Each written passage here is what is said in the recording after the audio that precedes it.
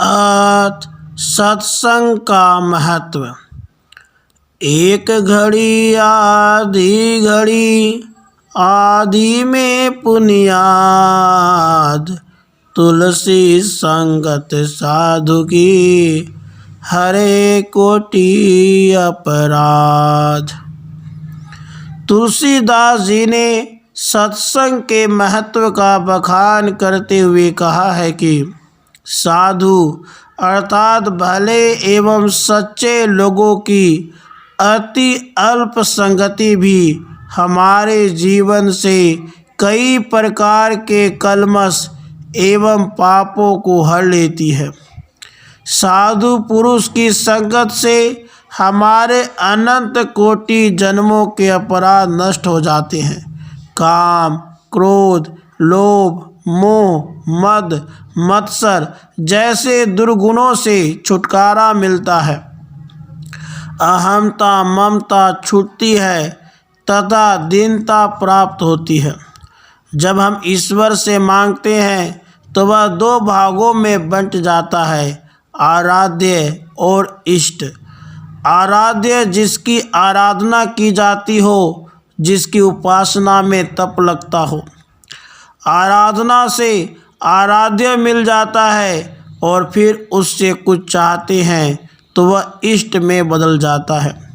और सरलता से समझना हो तो मान सकते हैं आराध्य पिता की तरह है, इष्ट माँ की तरह। आराध्य के लिए तप करना पड़ेगा, इष्ट का काम सत्संग से चल जाएगा।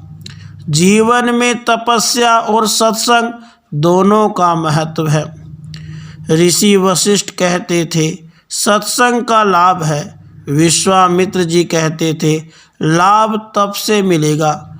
एक बार दोनों में इस बात का विवाद छिड़ गया कि तपस्या बड़ी है कि सत्संग। वशिष्ठ जी का कहना था सत्संग बड़ा है और विश्वामित्र जी तपस्या को सत्संग से बड़ा बता रहे थे।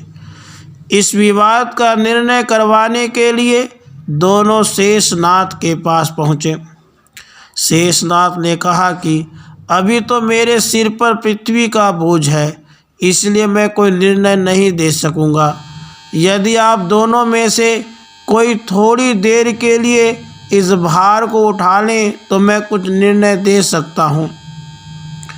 विश्वामित्र जी को अपनी तपस्या पर बहुत घमंड था।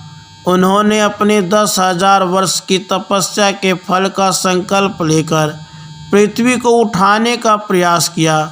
पृथ्वी कांपने लगी, सारे संसार में तहलका मच गया, पर पृथ्वी को उठा नहीं पाए।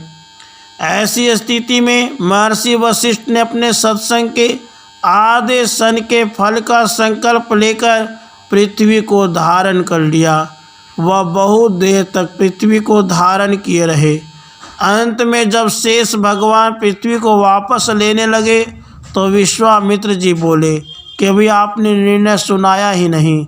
शेष जी हंसकर बोले कि निर्णय तो अपने आप हो गया। आधे सन की सत्संग की बराबरी हजारों वर्ष की तपस्या नहीं कर सकी। राधे कृष्ण, राधे कृष्ण।